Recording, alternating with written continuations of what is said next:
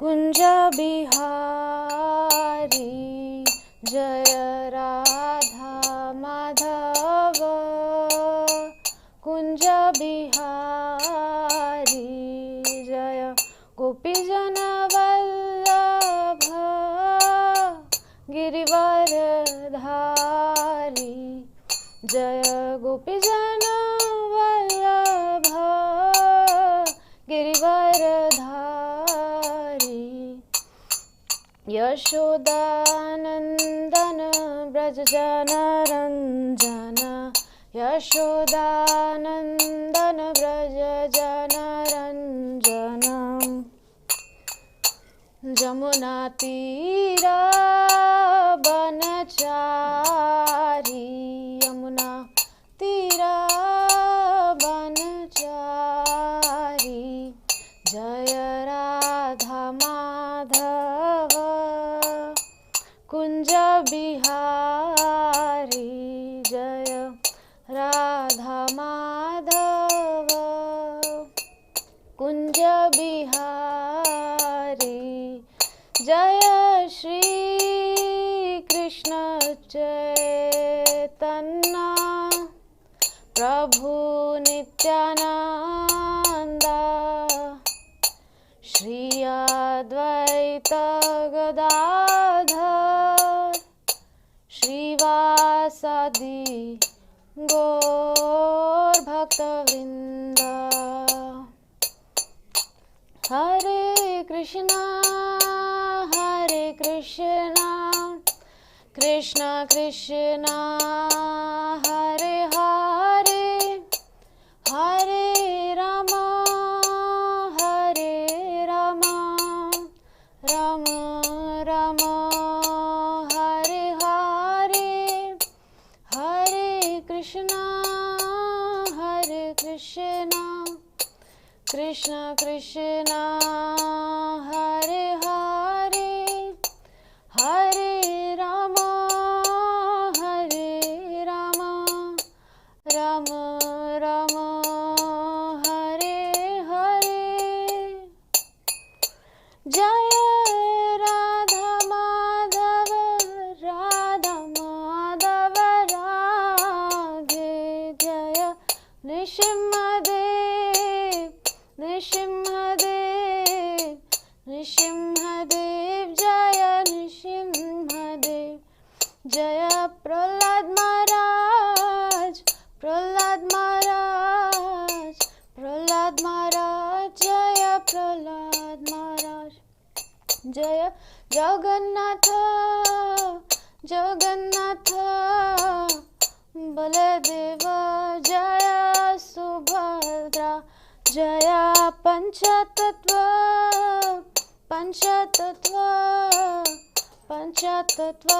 जय पंचतत्व। जय गौरनिताय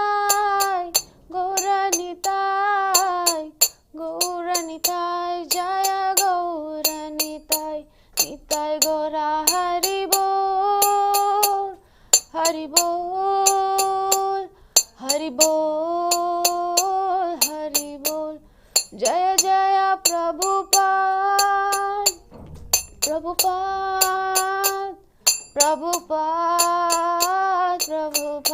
जय जय गुरुदेव।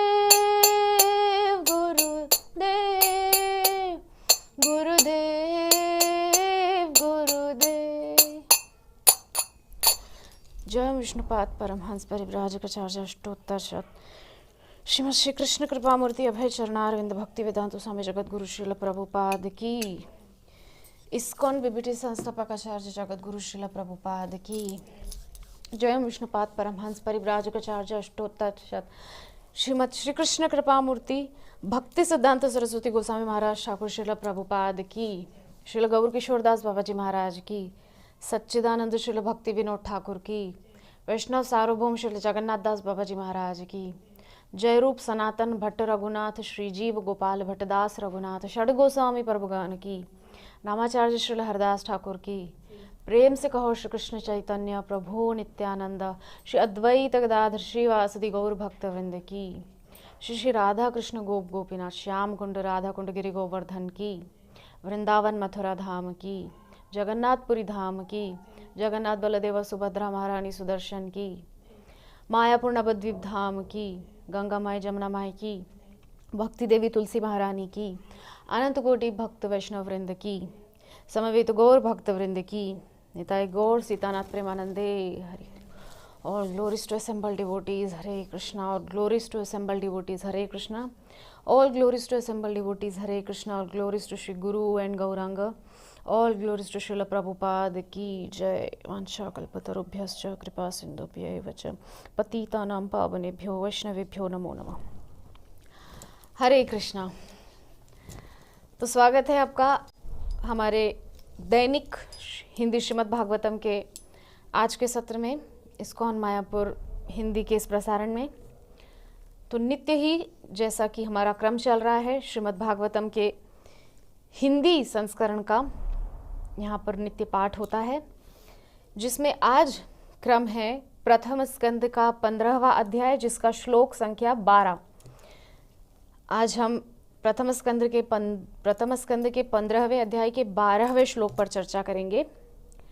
तो जैसा कि परंपरा है, पहले हम मंगलाचरण कर लेते हैं। ओम अज्ञानतिमिरन्धस्य ज्ञानाञ्जनशलाकया चक्षुरुन्मीलितं येन तस्मै श्रीगुरवे नमः। श्रीचैतन्यमनोभीष्टं स्थापितं येन भूतले स्वयं रूप कदा मह्यं ददाति स्वपदान्तिकं।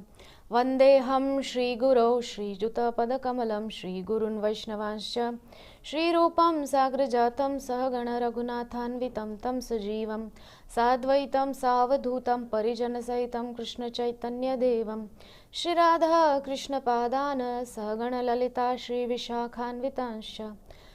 नमों विष्णुपादाय कृष्णप्रेष्ठाय भूतले श्रीमते भक्तिवेदान्त स्वामिनिति नामिने। नमस्ते सारस्वते देवे गौरवाणी प्रचारिणे निर्विशेष शून्यवादी पाश्चात्य देशतारिणे। नमो महावदान्याय कृष्ण प्रेम प्रदायते कृष्णाय कृष्ण चैतन्य नामने गौरत्विषे नमः। हे कृष्ण करुणा सिंधो दीनबंधो जगत्पते गोपेश गोपिका कांत राधा कांत नमोस्तुते। तप्त कांचन गौरांगी राधे वृंदावनेश्वरी वृषभानुसुते देवी प्रणमामि हरिप्रिये। वाञ्छाकल्पतरुभ्यश्च कृपा सिन्धुभ्य एव च पतितानां पावनेभ्यो वैष्णवेभ्यो नमो नमः। जय श्री कृष्ण चैतन्य प्रभु नित्यानंद श्री अद्वैत गदाधर श्रीवासादि गौरभक्त वृंद। हरे कृष्ण कृष्ण कृष्ण हरे हरे, हरे राम राम राम हरे हरे। ओम नमो भगवते वासुदेवाय। ओम नमो भगवते वासुदेवाय। ओम नमो भगवते वासुदेवाय। नारायणं नमस्कृत्य नरं चैव नरोत्तमं देवीं सरस्वतीं व्यासं ततो जयमुदीरयेत्। नष्टप्रायेषु भद्रेषु नित्यं भागवत सेवया भगवती उत्तम श्लोके भक्तिर्भवती नैष्ठिकी। हरे कृष्णा। प्रथम स्कंद 15वां अध्याय श्लोक संख्या 12। तो श्लोक इस प्रकार से है।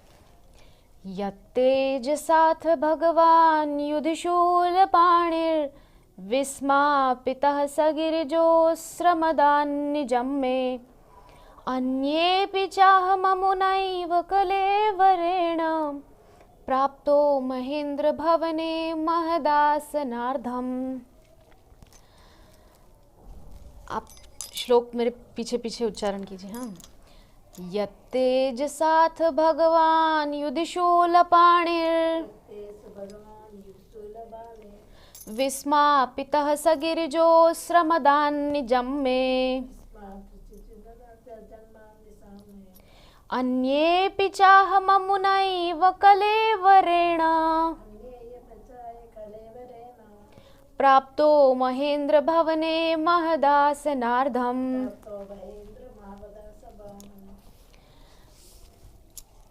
तात्पर्य एवं अनुवाद जगतगुरु श्रील प्रभुपाद के द्वारा। जय जगतगुरु श्रील प्रभुपाद की जय। अनुवाद। यह उन्हीं का प्रताप था कि मैं एक युद्ध में शिव तथा उनकी पत्नी पर्वतराज हिमालय की कन्या को आश्चर्यचकित करने में समर्थ हुआ। इस प्रकार वे यानी कि शिव मुझ पर प्रसन्न हुए और उन्होंने मुझे अपना निजी अस्त्र प्रदान किया। अन्य देवताओं ने भी मुझे अपने अपने अस्त्र भेंट किए और इसके अतिरिक्त मैं इसी वर्तमान शरीर से स्वर्गलोक पहुंच सका, जहां मुझे आधे ऊंचे आसन पर बैठने दिया गया। तात्पर्य। पूर्ण पुरुषोत्तम भगवान श्री कृष्ण के अनुग्रह से शिव सहित सारे देवता अर्जुन से प्रसन्न थे। भाव यह है कि जिस किसी पर शिव की या किसी अन्य देवता की कृपा होती है, उस पर भगवान श्री कृष्ण की भी कृपा हो, ऐसा आवश्यक नहीं है।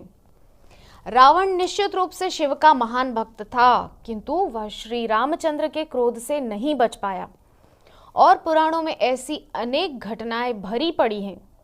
किंतु यहाँ पर एक ऐसा उदाहरण मिलता है जिसमें शिव अर्जुन से युद्ध करके भी प्रसन्न होते हैं। परमेश्वर के भक्त जानते हैं कि देवताओं का सम्मान किस प्रकार किया जाए, किंतु देवताओं के भक्त कभी कभी अल्पज्ञतावश ऐसा सोचते हैं कि श्री भगवान देवताओं से बड़े नहीं हैं। ऐसी धारणा से मनुष्य अपराधी बन जाता है और उसका अंत वैसा ही होता है जैसा रावण तथा अन्य राक्षसों का हुआ। भगवान श्री कृष्ण के साथ सख्य भाव में संपन्न कार्यों का अर्जुन द्वारा किया गया उल्लेख उन सबके लिए शिक्षाप्रद है जो इस शिक्षा से आश्वस्त हैं कि एकमात्र भगवान श्री कृष्ण को प्रसन्न करके अन्य सभी वर प्राप्त किए जा सकते हैं, किंतु देवताओं के भक्तों या पूजकों को केवल आंशिक लाभ होगा, जो स्वयं देवताओं की ही तरह विनाशशील होगा। इस श्लोक की दूसरी महत्ता यह है कि भगवान श्री कृष्ण की कृपा से अर्जुन इसी शरीर से स्वर्गलोक पहुंच सके, जहां स्वर्ग के देवता इंद्रदेव ने अर्ध ऊंचे सिंहासन पर अपने साथ बिठाकर उन्हें सम्मानित किया। कोई मनुष्य पुण्य कर्मों से स्वर्गलोक पहुंच सकता है, जैसा कि सकाम कर्मों की श्रेणी में शास्त्रों का अभिमत है। जैसा कि श्रीमद् भगवद गीता 9:21 में कहा गया है कि जब ऐसे पुण्य कर्मों का फल क्षीण हो जाता है, तब भोक्ता को पुनः पृथ्वीलोक पर ला गिराया जाता है। चंद्रमा भी स्वर्गीय ग्रहों के समान स्तर पर है और जिन लोगों ने यज्ञ संपन्न करके, दान देकर तथा कठोर तपस्या करके पुण्य अर्जित किया है, उन्हें ही शरीर की आयु पूरी होने के पश्चात स्वर्गलोक में प्रविष्ट होने दिया जाएगा। अर्जुन को उसी शरीर में स्वर्ग में प्रविष्ट होने दिया गया जो केवल भगवत कृपा का प्रसाद था, अन्यथा ऐसा होना संभव नहीं है। आधुनिक विज्ञानियों द्वारा स्वर्गलोक में प्रवेश करने के सभी प्रयास व्यर्थ सिद्ध होंगे, क्योंकि ऐसे विज्ञानी अर्जुन के समान स्तर पर नहीं हैं। वे तो सामान्य मनुष्य हैं जो यज्ञ, दान या तप की निधि से विहीन हैं। यह भौतिक शरीर प्रकृति के 3 गुण सत्वगुण, रजोगुण तथा तमोगुण से प्रभावित होता रहता है।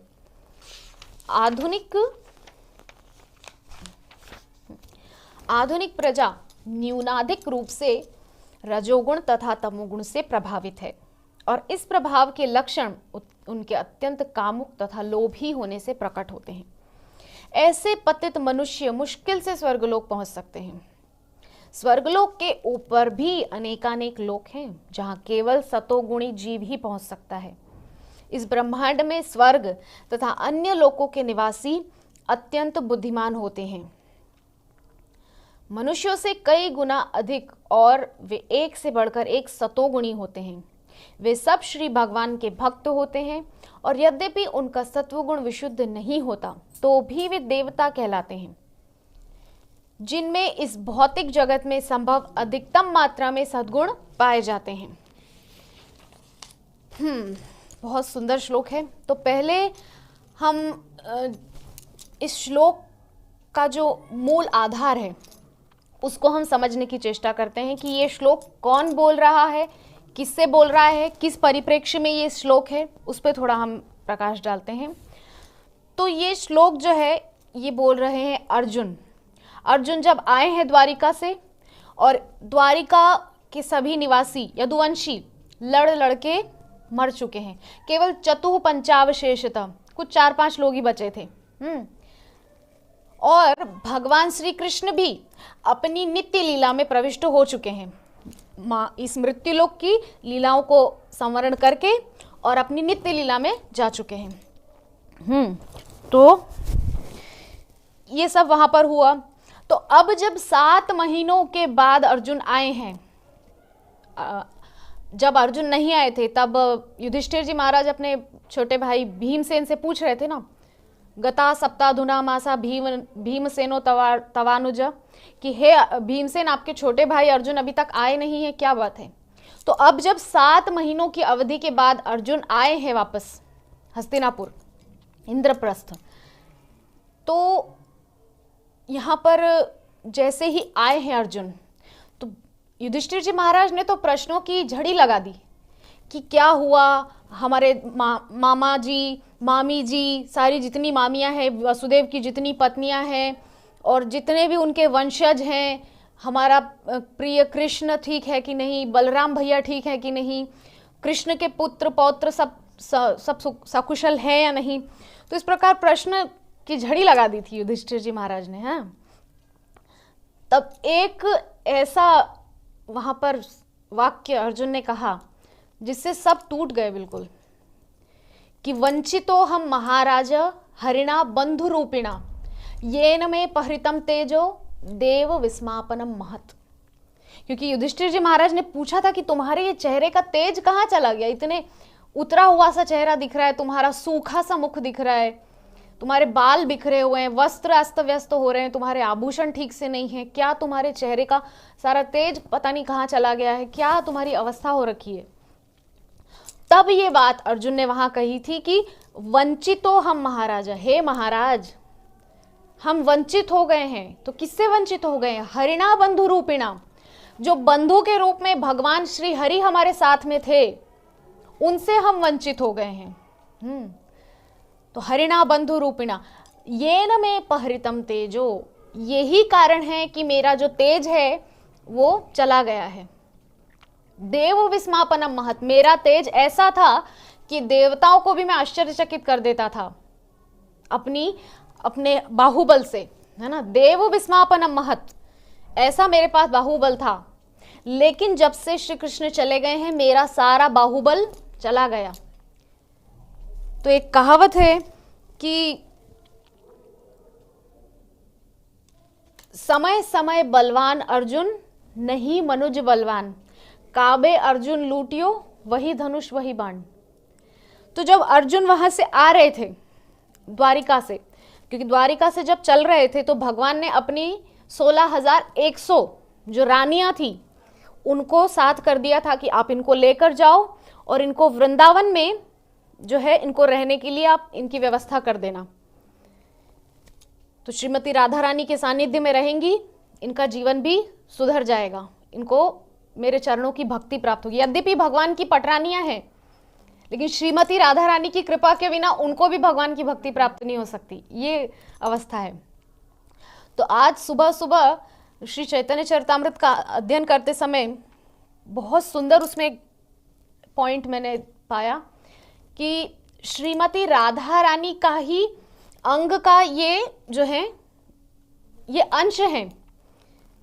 ब्रह्म संहिता में जितना भी बताया है कि लक्ष्मी सहस्त्र सम संभ्रम सेव्यमानम, वो जो अनेकानेक लक्ष्मियां भगवान की सेवा में लगी हुई हैं गोलोक वृंदावन में, वो सब श्रीमती राधा रानी के ही अंश का विस्तार है। श्रीमती राधा रानी के 3 विस्तार हैं। एक तो है जो भाग्य की देवियां हैं, लक्ष्मी, यानी कि जितने भी विष्णु हैं, है ना, क्योंकि जितने ब्रह्मांड हैं उतने ही विष्णु हैं, गर्भोदक्षाय विष्णु। तो प्रत्येक गर्भोदक्षाय विष्णु की एक एक भार्य यानी कि उनकी पत्नी लक्ष्मी है उनके साथ में, और लक्ष्मी जो है वो सब श्रीमती राधा रानी का ही विस्तार है। तो पहला विस्तार है देवी लक्ष्मी, उसके बाद दूसरा है भगवान की वो सब पटरानियां 16,100, और तीसरा विस्तार श्रीमती राधा रानी का है गोपियां, जो कि कृष्ण का सबसे मतलब कहना चाहिए कि प्रिय है कृष्ण को। श्रीमती राधा रानी का विस्तार जो गोपियों के रूप में है वो कृष्ण को सर्वाधिक सुख देने वाला है, क्योंकि कृष्ण को आनंद देने में ये और भी ज्यादा बढ़ावा कर देती है आनंद में। श्रीमती राधा रानी तो आनंद देती ही है कृष्ण को अपनी सेवा भाव से, अपने प्रेम भाव से, उसी प्रकार से श्रीमती राधा रानी का अंश रूप में ये गोपियां कृष्ण के आनंद को और बढ़ा देती हैं। तो श्रीमती राधा रानी का जो ये विस्तार है गोपियों के रूप में, ये सबसे मुख्य है ना। तो हम चर्चा कर रहे थे कि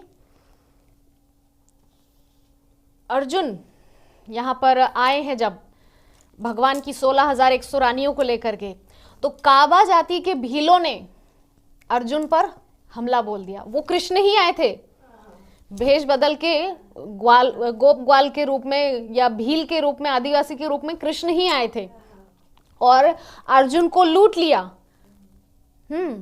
यद्यपि कृष्ण ने उस सारी रानियों को लेकर के वहां पहुंचा दिया था मथुरा में, क्योंकि मथुरा में कृष्ण के प्रपौत्र यानी कि कृष्ण के पुत्र है प्रद्युम्न, प्रद्युम्न के है अनिरुद्ध, अनिरुद्ध के है वज्रनाभ।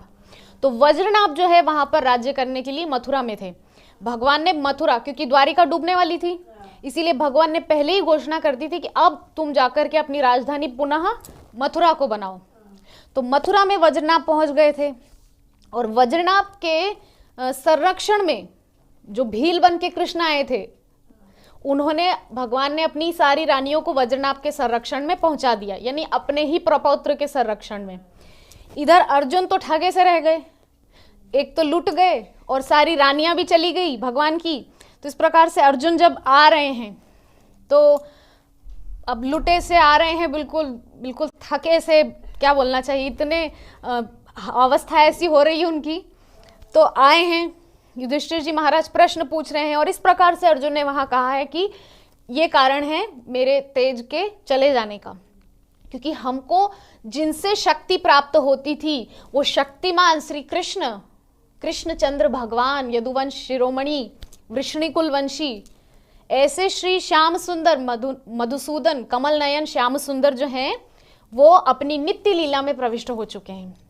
तो हमको जो प्रकाश, जो तेज, जो शक्ति उनसे मिल रही थी वो चली गई, क्योंकि वो अपनी शक्ति को समेट करके चले गए। तो इस प्रकार से अर्जुन वहां पर अपना दुख व्यक्त कर रहे थे।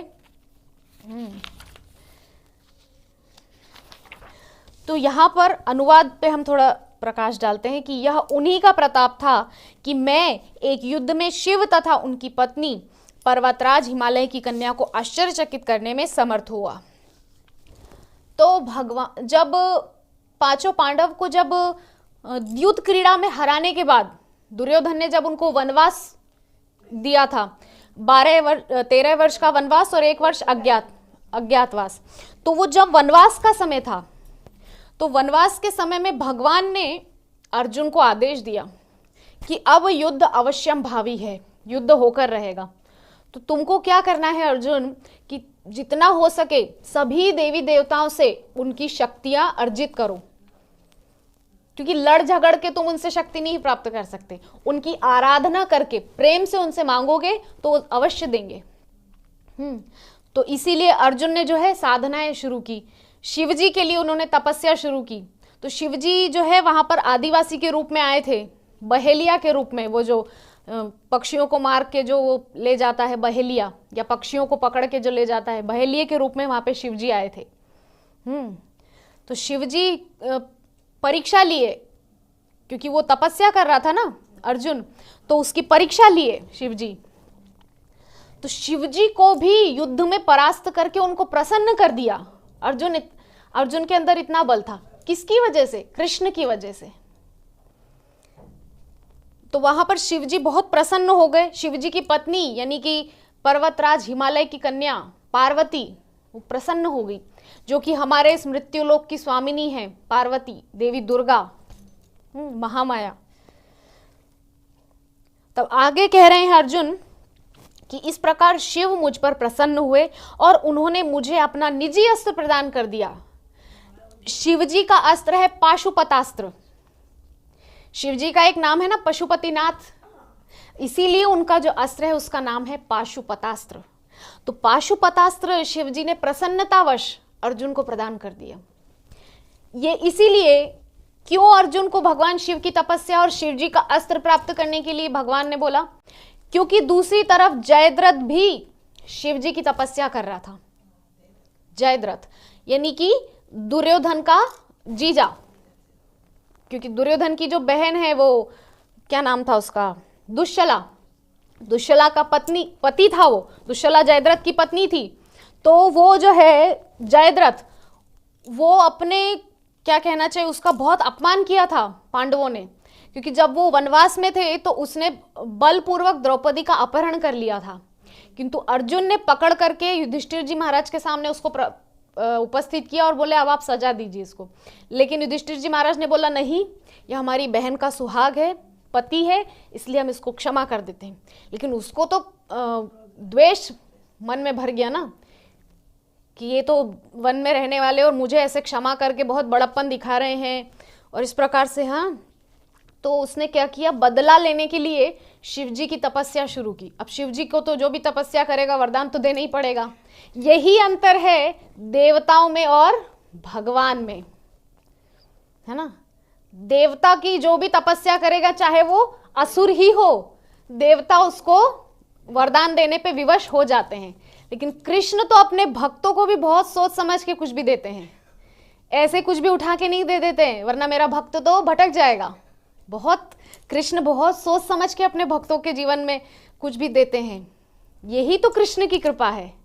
हाँ, तब आगे कह रहे हैं कि अन्य देवताओं ने भी मुझे अपने अपने अस्त्र भेंट किए और इसके अतिरिक्त मैं इसी वर्तमान शरीर से स्वर्गलोक पहुंच सका। तो अग्निदेव ने अपना आग्नेयास्त्र दे दिया, इंद्रदेव ने अपना अस्त्र दे दिया वज्र जो होता है।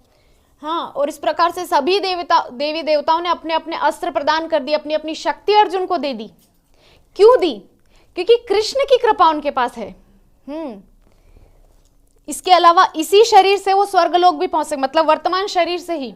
यद्यपि ऐसा होता नहीं है, जब आप ये जो स्थूल शरीर है इसको त्यागेंगे तो इसके बाद सूक्ष्म शरीर के बाद भी दो होता है, एक होता है यातना शरीर और एक होता है जो भोग भोगने का, वो जो होता है सूक्ष्म शरीर, स्वर्ग लोक, उच्च लोकों का सुख भोगने के लिए, यानी कि स्वर्ग लोक, तप लोक, ब्रह्मलोक, इन लोकों का सुख भोगने के लिए जो शरीर मिलता है, वो दैव शरीर जो मिलता है उसको प्राप्त करता है जीव, तब जाकर के उच्च लोकों में जा सकता है।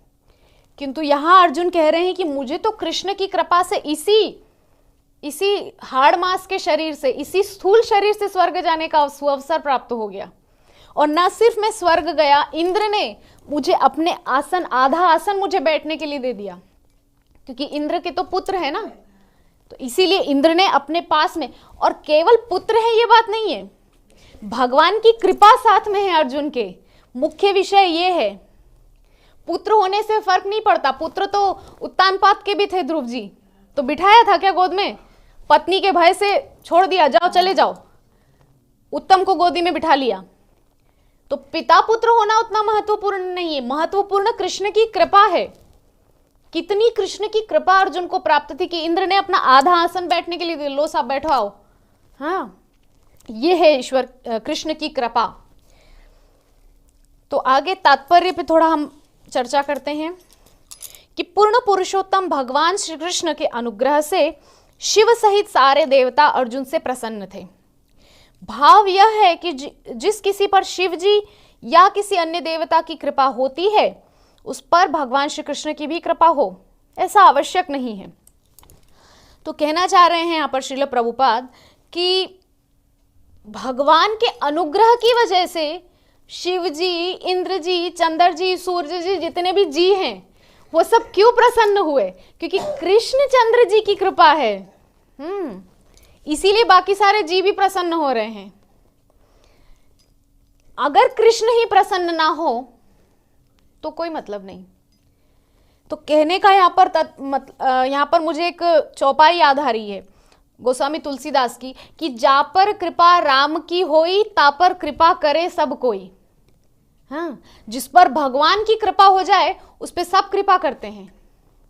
यहां पर जब श्री रामचंद्र के पास विभीषण आए थे कि मैं आ गया हूं अब आपकी शरण में, लंका से तो मुझे बहिष्कार कर दिया, यद्यपि मैं अपने भाई का विरोध नहीं करता हूं, पर मैं उनको धर्म के मार्ग पे चलने के लिए हमेशा प्रेरित करता हूं, लेकिन वो चलना नहीं चाहते, मैं क्या करूं। इसीलिए उन्होंने मुझे लात मार के वहां से निकाल दिया, तो अब मैं आपकी शरण में आया हूं। तो क्या हुआ, रामचंद्र की कृपा प्राप्त हुई और रामचंद्र ने समुद्र के जल का एक बूंद लेकर के तिलक करके बोल दिया आप लंकेश्वर हैं आज से। तो जा पर कृपा राम की होई ता पर कृपा करे सब कोई। यद्यपि रावण था लंकापति, लेकिन राम जी की कृपा होने से विभीषण लंकेश्वर बन गया। ये होती है ईश्वर कृपा, भगवान की कृपा, देवी देवताओं की कृपा से कहीं बढ़ करके, है ना। और यहां पर प्रभुपाद ने भी वो उदाहरण इसीलिए दिया क्योंकि वो सबसे मुख्य उदाहरण है रावण का। लोग ऐसा सोचते हैं कि ये देवी देवता जो हैं हम पर प्रसन्न हो जाएंगे तो हमको भगवान की भी कृपा मिल जाएगी। नहीं, एक किसी संत की चौपाई है कि एके साधे सब सधे, सब साधे सब जाए। यानी कि एक को साधने से सब सध जाते हैं। ये एक कौन है? एक है कृष्ण। कृष्ण को साधने से सभी देवी देवता सध जाएंगे, लेकिन अगर सब साधे सब जाए, है ना, मतलब अगर आप कृष्ण को साधने चलोगे तो सभी देवी देवता आप पे प्रसन्न हो जाएंगे ऑटोमेटिकली। आपको प्रयास नहीं करना पड़ेगा कि थोड़ा सा शनिदेव को मना लेते हैं, आज हनुमान जी का दिन है तो थोड़ा हनुमान जी को अगरबत्ती दिखा देते हैं, आज सूर्य देवता का दिन है तो थोड़ा उनको एक लोटा जल चढ़ा देते हैं। नहीं, ये सब करना ही नहीं पड़ेगा, क्योंकि एके साधे सब सधे। कृष्ण को साध लेने से, यानी कृष्ण को अपने प्रेम के बंधन में बांध लेने से सभी सज जाएंगे, यानी कि सभी देवी देवता आप पे अपने आप प्रसन्न हो जाएंगे। लेकिन सब साधे सब जाए, और सबको साधने जाओगे, थोड़ा सा ये देवी भी, थोड़ा सा वो देवता भी, तो सब चले जाएंगे। अरे ये तो बहुत भटक रहा है। जैसे गजेंद्र मोक्ष के प्रसंग में सभी देवी देवताओं को क्या लग रहा था, 30वां श्लोक है, एवं गजेंद्र मुपवर्णित निर्विशेषम ब्रह्मादयो विविधलिंग भिदा विमाना नैत्यदोपसृपर निखिलात्मकत्वा तत्राखिला मर्मयो हरिरा विरासित। सभी देवी देवता खड़े हो गए आकाश मंडल में, अभी मेरा नाम पुकारेगा, जैसे ही मेरा नाम पुकारेगा मैं जाऊंगा इसको बचाने। ब्रह्मा जी सोच रहे, ब्रह्मादयो विविधलिंग भिदा विमाना, सभी देवी देवता सोच रहे मेरा नाम क्यों नहीं ले रहा है। शिव जी सोच रहे बस डमरूधारी बोल दे मैं तो तुरंत चला जाऊंगा। देवी माता बोल रही है कि शेर पे सवार मैया आ जाओ तो मैं तो तभी चली जाऊंगी, पर बोले तो सही। लेकिन भगवान श्री हरि नारायण श्री कृष्ण सोच रहे हैं कि जिसका कोई नाम नहीं वो भी तो मैं ही हूं। हाँ, तो मुझे ही जाना है। सभी देवी देवता तो अपने नाम की प्रतीक्षा कर रहे हैं कि हमारा नाम ले तब हम जाएंगे बचाने, लेकिन भगवान ने ये नहीं सोचा कि मेरा नाम ले तब मैं जाऊं, क्योंकि मैं ही तो इसका अंतिम सहारा हूं। भगवान ने ये सोचा, इसीलिए भगवान चले गए वहां पे। तब सौंत सरस्वरूबलेन गृहीतार्थो दृष्ट्वा गरुत्मति हरिम खौपात्त चक्रम उत्क्षिप्य सांबुजकरम गिरिमहा कृष्ण। इस प्रकार से जब भगवान को गरुत्मति खौपात्त चक्रम, गरुड़ पर विराजमान शंख चक्र गदा पद्मधारी भगवान को आते हुए देखा तो तुरंत अपनी सूंड से एक सुंदर कमल उनके चरणों में अर्पित कर दिया। इतने कष्ट, हजारों वर्षों से कष्ट भोग रहा था वो गजेंद्र। 1000 वर्षों तक वो युद्ध चला था ग्राह और गजेंद्र का। तो भगवान ने वहां प्रतीक्षा नहीं कि मेरा नाम बुलाएगा, शंख चक्रधारी आ जाएं, लक्ष्मीपति आ जाएं, गरुड़ पे विराजमान जो रहते हैं वो आ जाएं, शेष शैया पे सोने वाले आ जाएं, ऐसा कुछ नहीं बोला गजेंद्र ने। भगवान ने सिर्फ ये देखा कि ये कष्ट में है और अब मुझे ही इसको बचाना है, कोई नहीं जा रहा। सभी देवी देवता अपने नाम की प्रतीक्षा कर रहे हैं। तो इससे ये समझ में आता है कि एके साधे सब सधे। एक भगवान को साध लिया, सभी देवी देवता प्रसन्न हो गए। और जब भगवान ने आकर के उस गजेंद्र को बचाया तो अब ऊपर से फूलों की वर्षा कर रहे हैं। इतनी देर तक कोई बचाने नहीं आया, अपने नाम की प्रतीक्षा कर रहे थे कि एक बार मेरा नाम ले ले, उसको सुन के तब मैं जाऊं बचाने। और जैसे ही भगवान ने रक्षा कर दी तो फूल बरसाने लगे।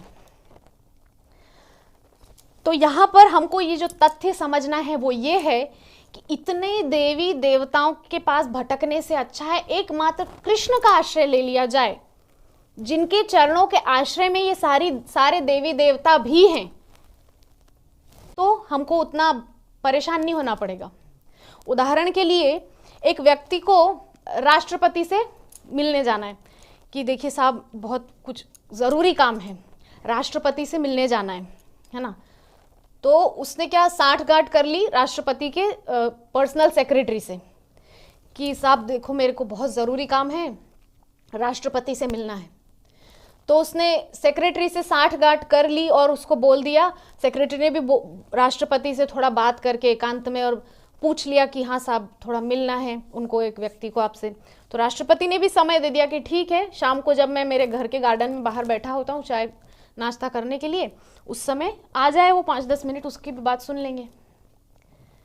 तो अब जो व्यक्ति है जिसको राष्ट्रपति से मिलना है, क्या वो राष्ट्रपति से मिलने जाएगा या वो सेक्रेटरी के पास ही उसके चैम्बर में बैठ करके उसी से गप्पे लड़ाता रहेगा?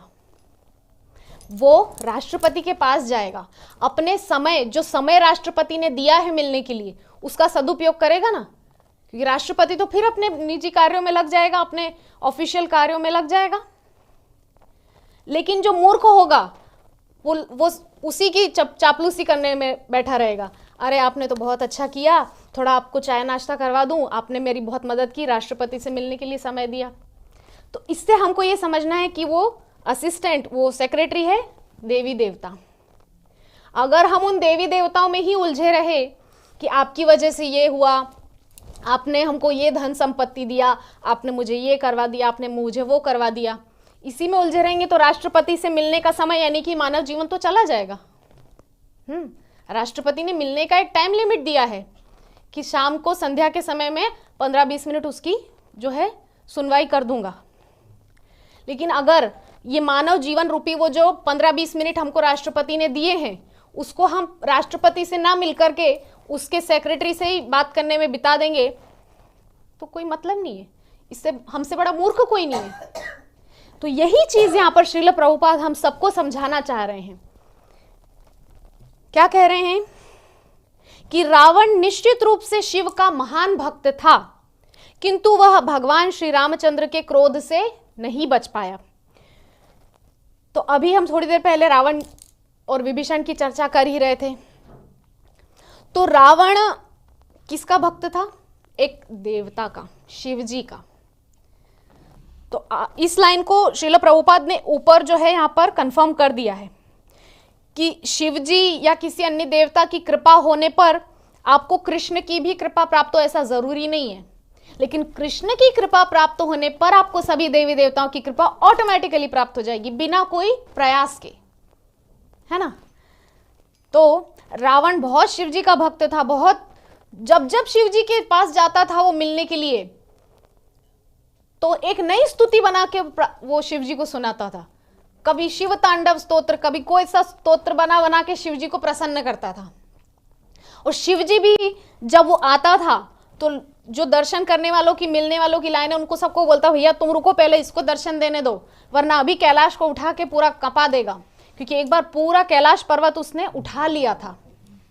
हाँ, तो इस प्रकार से शिव जी भी मतलब भय के कारण ही या जो भी हो, हाँ, उसको वरदान दे दिए कि जा भैया तू खुश रहे, ले वरदान। ब्रह्मा जी की तपस्या की थी शिव जी, रावण, कुंभकर्ण, विभीषण तीनों भाइयों ने। तो ब्रह्मा जी भी देवता हैं, है ना। और कई उदाहरण हैं, हिरण्याक्ष, हिरण्यकश्यपु, ऐसे कई उदाहरण हैं जिन्होंने देवी देवताओं की उपासना करके उनसे वरदान प्राप्त किए हैं। लेकिन आगे जाके वो करते क्या हैं? द्वेष देवी देवताओं से ही करते हैं।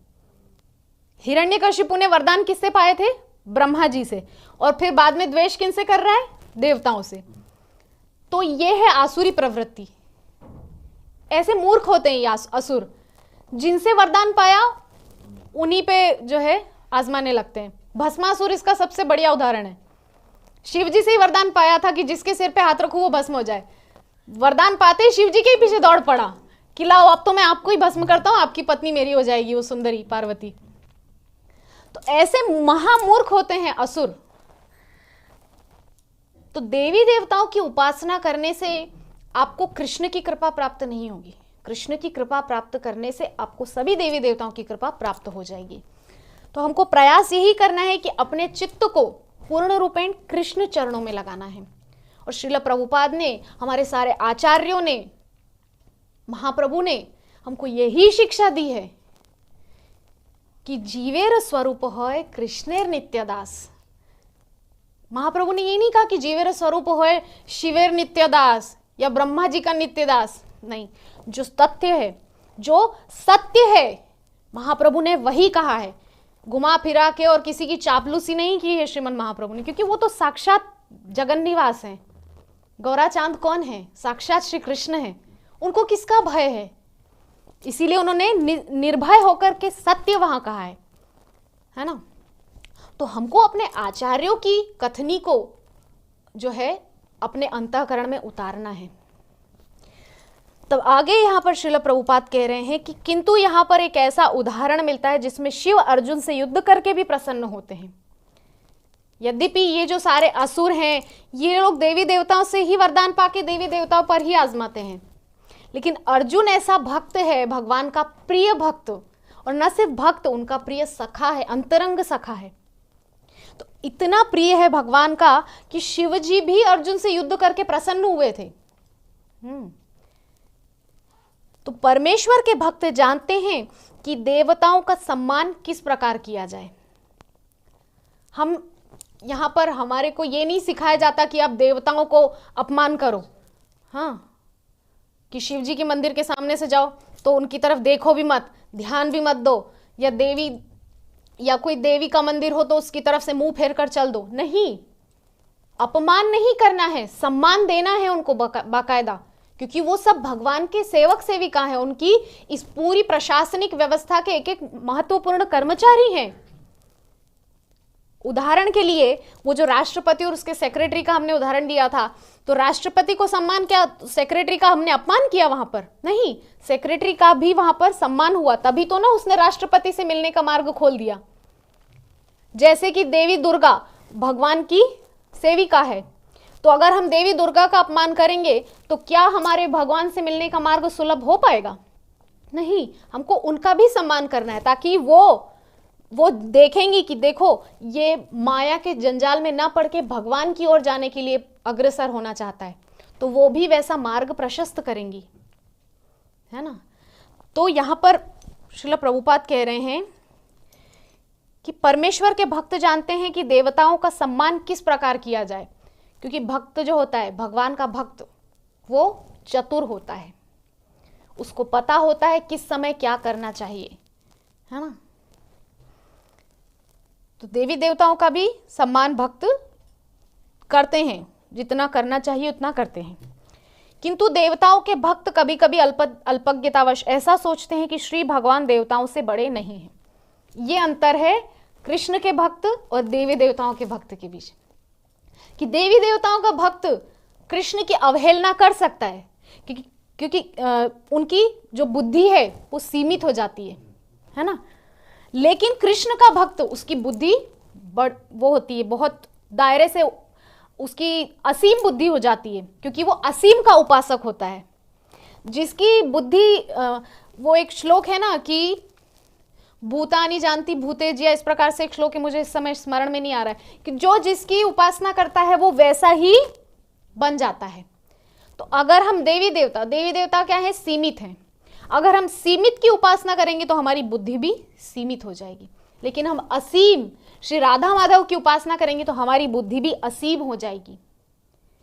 तो हम देवी देवताओं का अपमान नहीं करेंगे, लेकिन देवी देवताओं के उपासकों की बुद्धि सीमित होती है, इसीलिए वे अपने जो आराध्य देवी देवता हैं उनका तो सम्मान करते हैं, लेकिन उसके अलावा सबकी अवहेलना करते हैं, है ना।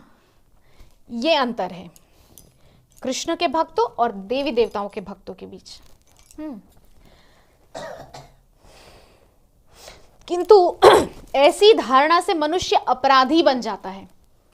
देवी देवताओं की तो उपासना कर रहा है, शिव जी को रोज सुबह उठ करके 5 बजे ठंडा ठंडा जल भर के उनके ऊपर चढ़ाने जा रहा है, बिलपत्र चढ़ा रहा है, क्या बोलते हैं वो मीठा मीठा वो क्या होता है, मिश्री वगैरह वो सब चढ़ाने जाते हैं। हाँ, तो उनकी तो उपासना कर रहे। बाकी जो भगवान है, परमेश्वर शिव भी जिनकी उपासना करते हैं उनकी अवहेलना करते हैं, तो अपराध निश्चित रूप से लगेगा, क्योंकि शिव जी भी जिनकी आराधना में नित्य लगे रहते हैं उनकी तो अवहेलना कर रहे हो, तो तुम शिव जी को प्रसन्न करके क्या पालोगे, है ना।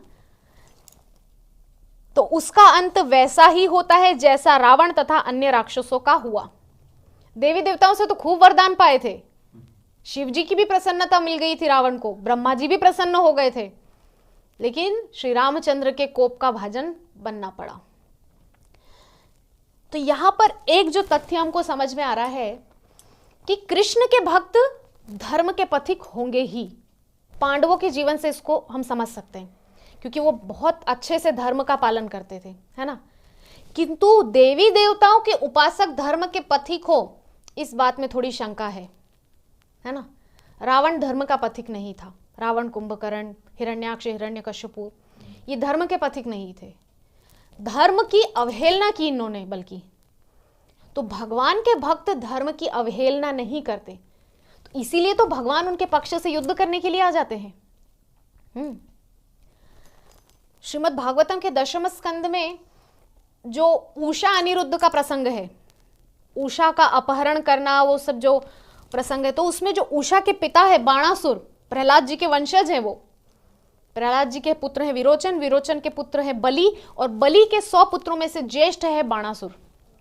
तो बाणासुर जो है वो शिवजी का उपासक है, और शिवजी को उसने ये वरदान देने पे मजबूर कर दिया था कि जब भी मेरे ऊपर कोई खतरा आएगा तो आप मेरी तरफ से युद्ध करेंगे। तो शिवजी को आना पड़ा उसकी सहायता करने के लिए, युद्ध करने के लिए उसकी तरफ से। सामने कृष्ण, बलराम, प्रद्युम्न युद्ध करने के लिए, और इधर से बाणासुर, शिवजी और बाणासुर का मंत्री कुभांड।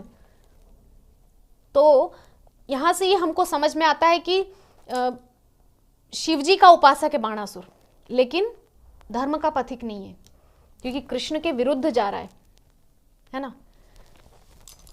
लेकिन भगवान कृष्ण के भक्त निश्चित रूप से धर्म के पथिक होते ही हैं। युधिष्ठिर जी महाराज ने कभी धर्म का साथ नहीं छोड़ा। धर्मराज युधिष्ठिर नाम ही उनका तो है ना।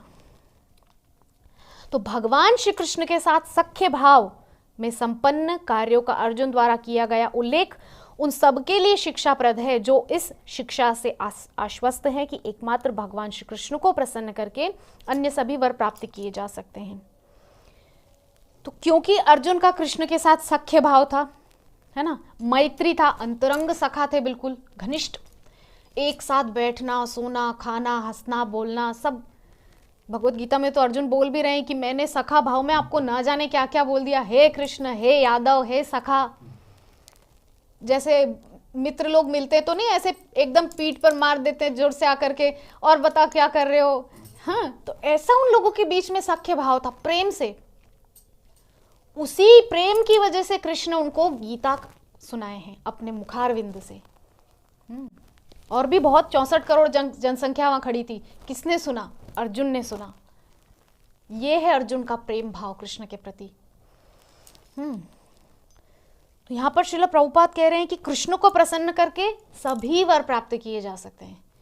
यद्यपि जो शुद्ध भक्त होता है वो कृष्ण से कभी कुछ मांगता नहीं है, हम सभी जानते हैं, क्योंकि मांगने से तो उनसे जो हमारा रिश्ता है उसमें छोटापन आ जाता है, क्योंकि वो तो अंतर्यामी है। जब अंदर में ही रहते हैं तो उनको बता के कि हमको ये चाहिए, हम अपने रिश्ते को छोटा कर देंगे। क्यों? अंतर्यामी होते हुए जानते नहीं कि मुझे क्या चाहिए, तो फिर मैं उनसे बोल के इस रिश्ते की मर्यादा को क्यों घटाऊं। ये शुद्ध भक्त का भाव होता है। वो कुछ मांगने में विश्वास नहीं रखते भगवान से, वो बस अपनी तरफ से, जैसे श्रील प्रभुपाद अपनी तरफ से उन्होंने प्रचार किया, खूब भरपूर प्रचार किया, और आज देखो इस्कॉन का साम्राज्य पूरी दुनिया आंखें फाड़ फाड़ के देख रही है। कोई बराबरी, कोई संस्था इस साम्राज्य की बराबरी नहीं कर सकती है। 40 रुपए का सफर आज असंख्य इस धन दौलत के साम्राज्य के सामने। तो कृष्ण की कृपा है ये, शुद्ध भक्तों पे कृष्ण कृपा करते ही, उनको मांगना नहीं पड़ता भिखारी बन बन के भगवान के सामने। लेकिन जो भिखारी होते हैं वो भगवान के सामने जाके भी हमको तो गाड़ी भी दे दीजिए, थोड़ा बंगला भी बनवा दीजिए, पत्नी पति परिवार ये सब। लेकिन जो शुद्ध भक्त होता है भगवान से भगवान को मांगता है कि मुझे आपसे आप ही चाहिए, बस मुझे आपसे आपके चरणों की भक्ति ही चाहिए, आपका सानिध्य चाहिए, आपका साथ चाहिए, आपका प्रेम चाहिए, और कुछ नहीं चाहिए। ये होता है शुद्ध भक्त का जो है प्रेम भगवान के प्रति, है ना। तो किंतु देवताओं के भक्तों या पूजकों को केवल आंशिक लाभ होगा, जो स्वयं देवताओं की ही तरह विनाशशील होगा। बहुत सुंदर, बहुत ही सुंदर बात श्रील प्रभुपाद कह रहे हैं कि देवी देवताओं से जो हमको कुछ मिलेगा, मान लीजिए देवी देवताओं से हमको एक गाड़ी मिल गई, क्या है, विनाशशील है। देवी देवताओं का भी एक लिमिट है, टाइम लिमिट है, एक टाइम तक कोई देवी देवता रहेंगे फिर उनका भी विनाश हो जाएगा। तो देवी देवताओं से जो चीजें मिलेंगी वो उनकी ही तरह विनाशशील होंगी ना। मान लीजिए किसी व्यक्ति के कमाई 50,000 है और आप उसके पास जाकर के बोलोगे कि हमको 1,00,000 रुपए मंथली कमाने का फॉर्मूला बताओ, तो ये तो मूर्खता है। 5,000 रुपया महीना कमाने वाले के पास जाके आप बोलोगे कि 50,000 रुपया महीना कैसे कमाया जाए, जरा बताना। तो मूर्खता है ये तो देवी देवता जो विनाशशील हैं उनसे आपको कुछ शाश्वत कैसे मिल सकता है। शाश्वत तो आपको शाश्वत के पास जाके ही मिलेगा, शाश्वत सुख। देवी देवता टेम्परेरी हैं तो उनसे मिलेगा भी टेम्परेरी हमको, लेकिन भगवान शाश्वत हैं तो उनसे हमको शाश्वत सुख मिलेगा। आप चप्पल जूते की दुकान पे जाके बोलोगे हमको एक जोड़ी सोने की बालियां देना, तो ये कोई संभव है क्या। देवी देवता टेम्परेरी, उनसे भी टेम्परेरी ही मिलेगा। भगवान शाश्वत है, उनसे शाश्वत मिलेगा।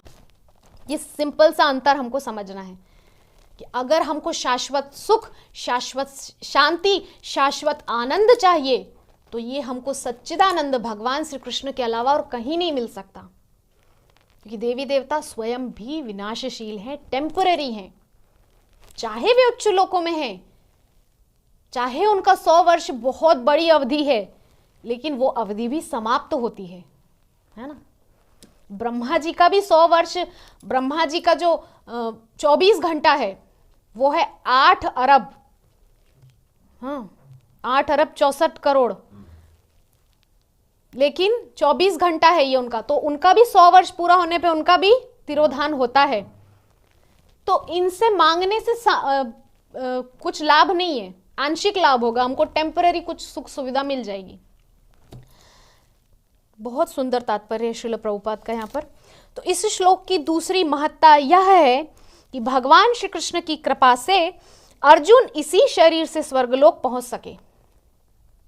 क्या ये हमारे लिए संभव है?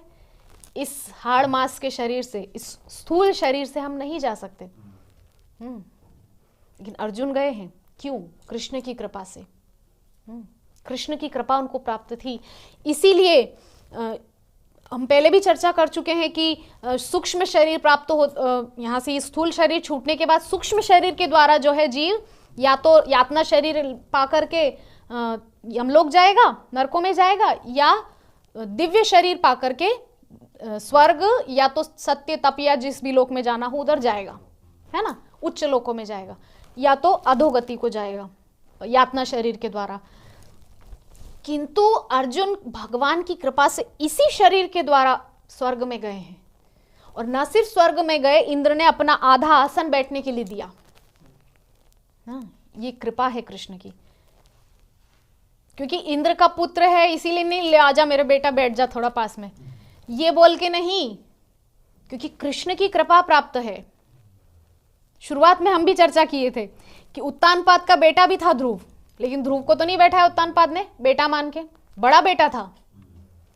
तो यहाँ पे पिता पुत्र का संबंध उतना मायने नहीं रखता जितना कृष्ण की कृपा मायने रखती है।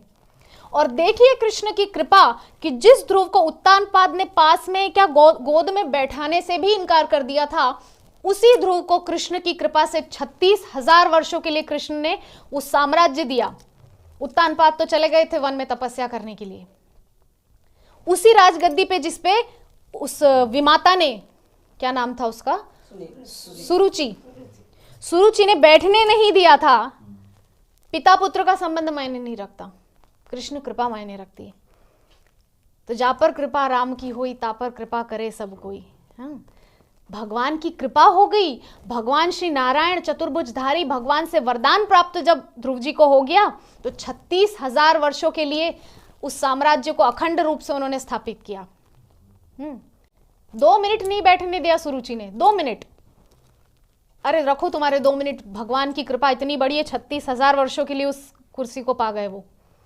तो ये अंतर है देवी देवताओं की कृपा में और भगवान की कृपा में, है ना। तो आगे कह रहे हैं कि कोई मनुष्य पुण्य कर्मों से स्वर्गलोक पहुंच सकता है कि जैसा कि सकाम कर्मों की श्रेणी में शास्त्रों का अभिमत है। श्रीमद् भगवद गीता में 9:21 में कहा गया, जब ऐसे पुण्य कर्मों का फल क्षीण हो जाता है तब भोक्ता को पुनः पृथ्वीलोक पर ला गिराया जाता है।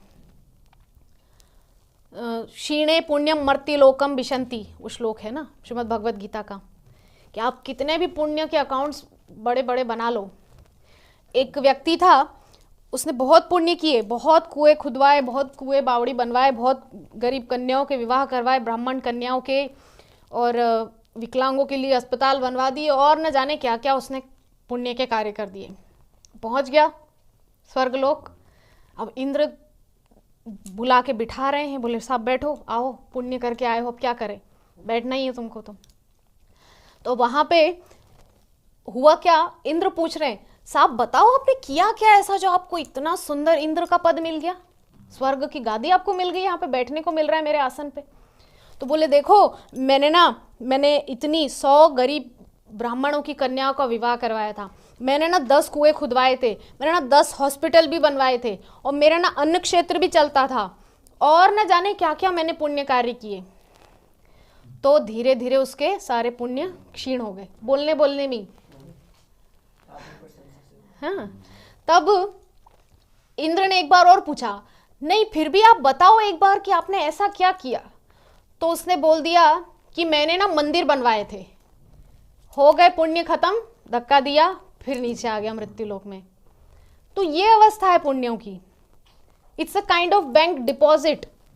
आपका डिपॉजिट जितनी देर तक चलेगा आप मॉरिशस में छुट्टी मना पाओगे, आपका डिपॉजिट खत्म, आपको वहां से धक्के मार के भगाया जाएगा। मॉरिशस जो भी जगह है, मैंने आज तक देखा नहीं, मैं सिर्फ उदाहरण दे रही हूं, ठीक है।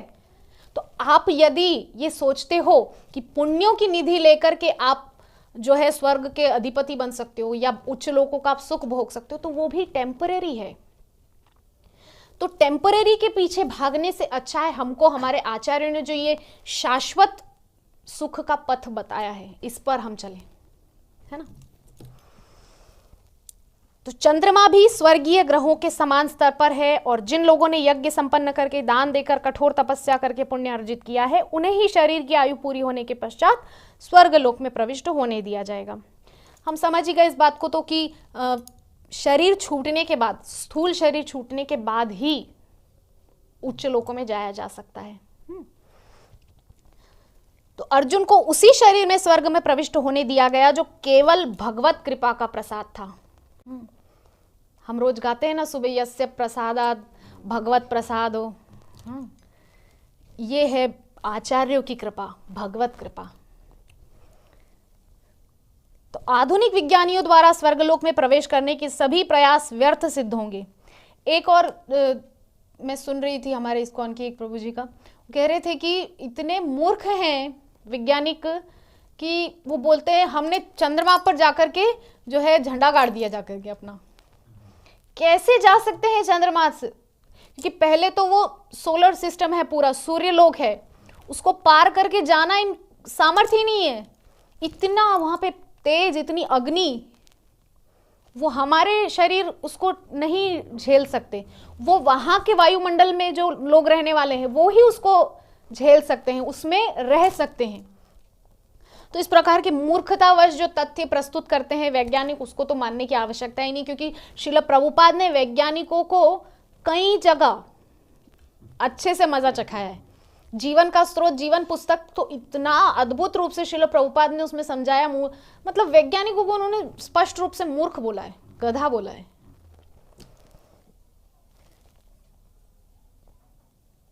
तो यहां पर आगे श्रील प्रभुपाद कह रहे हैं कि जो यज्ञ, दान या तप की निधि से विहीन है वे तो सामान्य मनुष्य हैं।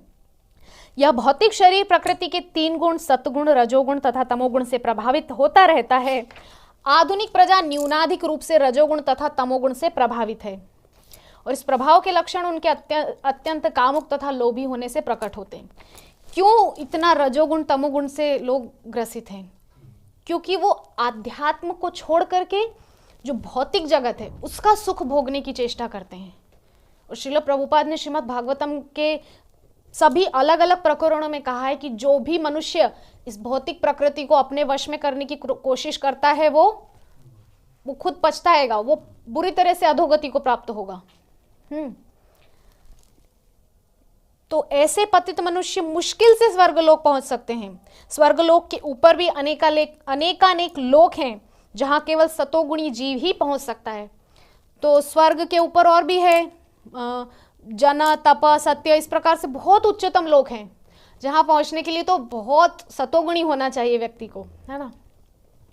इस ब्रह्मांड में स्वर्ग तथा अन्य लोकों के निवासी अत्यंत बुद्धिमान होते हैं, मनुष्यों से कई गुना अधिक, और वे एक से बढ़कर एक सतोगुणी होते हैं। तो इन उच्चतर लोकों के निवासी सतोगुणी होते हैं, इस बात से हम समझ गए। वे सब श्री भगवान के भक्त होते हैं और यद्यपि उनका सत्वगुण विशुद्ध नहीं होता तो भी वे देवता कहलाते हैं। तो सतोगुण में होना ही पर्याप्त नहीं है, शुद्ध सतोगुण में यदि कोई हो तो वो भगवान का शुद्ध भक्त बन सकता है ना। यद्यपि देवता भी भगवान के भक्त हैं लेकिन गलतियां उनसे भी होती हैं। कई प्रसंग हैं ऐसे, कई। तो इस प्रकार से हमारा ये जो तात्पर्य है यहाँ पूरा हो रहा है, जिनमें इस भौतिक जगत में संभव अधिकतम मात्रा में सद्गुण पाए जाते हैं।